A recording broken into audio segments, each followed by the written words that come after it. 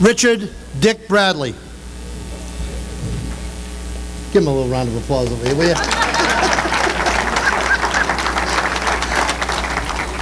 Dick Bradley grew up in the 1930s playing hockey on Walker's Pond on the Watertown Waltham line. By the time he was a sophomore at Watertown High, the Boston Globe had reported on his promise and prowess, and Watertown was well established as a power in the Bay State League. During his senior year in the 1946-47 season, he was named the Bay State League's outstanding goaltender and was named to the prestigious statewide All-Star team.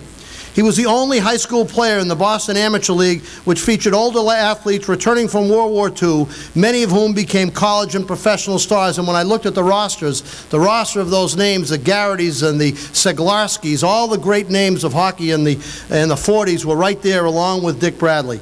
Dick accepted a scholarship to Boston University, becoming the goalie on a team that finished nationally in the top 3 induction. To name to you, Dick Bradley.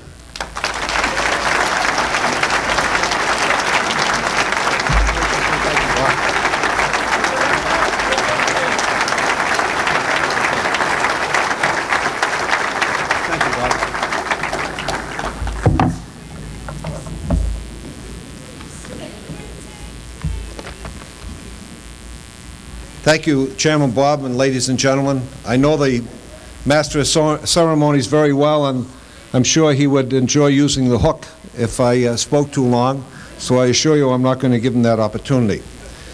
The Watertown Public School System prepared me well for the collegiate experience, both academically and athletically, and for the realities of the world in which we live. I am indebted to the teachers and the administrators of this system, who contributed much to whatever success I have enjoyed. I am particularly grateful to former high school coaches Joe Murphy and Joe Malley, who exhibited confidence in my athletic abilities and who were there to nurture my skills and to provide encouragement along the way. Coach Murphy was clearly the one who directed me to Boston University and into the education profession. I am deeply honored to be inducted into the school's Hall of Fame. I am very pleased that all 4 of my children, my beautiful daughters Pam and Penny and my sons Mike and Doug, are present along with their wives and girlfriends. Maybe tonight Mike and Doug will understand for the first time why they could never score on me during their youth on the ponds up in Berlin.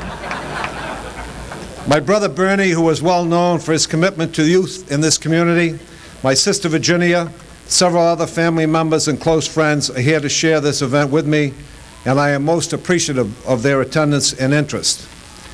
It was 40 years ago, this time of year, that I was the house goaltender for the Boston Bruins. For the benefit of the younger generation, let me explain that in those days, there were 6 National Hockey League teams and only 1 goaltender dressed for games.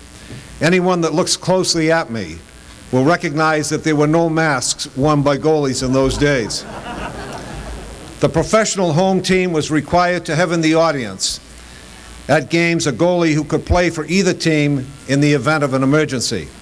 I thought I had the best job in the world, for I would drive taxi for Godwins, McHughs, and Aggies on a rotating schedule during the day and evenings, practice regularly with the Bruins, and on evenings pick up then-girlfriend Joan, who became wife Joan at BU Sargent College, and go to the games. My compensation was 2 excellent tickets and $25 a game. Nothing could have been better, until the night when Chicago Blackhawk goalie Harry Lumley took a shot just below the right eye. As he bled profusely on the ice, over the loudspeaker system at the Boston Garden came the message, "Attention please, will Dick Bradley report to the Blackhawks dressing room?" Dick Bradley. In hindsight, I think it is probably that night that my knee problems commenced, for they certainly knocked. Later that year, Joan and I were married, and in the subsequent years, she has probably seen and enjoyed as many hockey games as anyone in this room.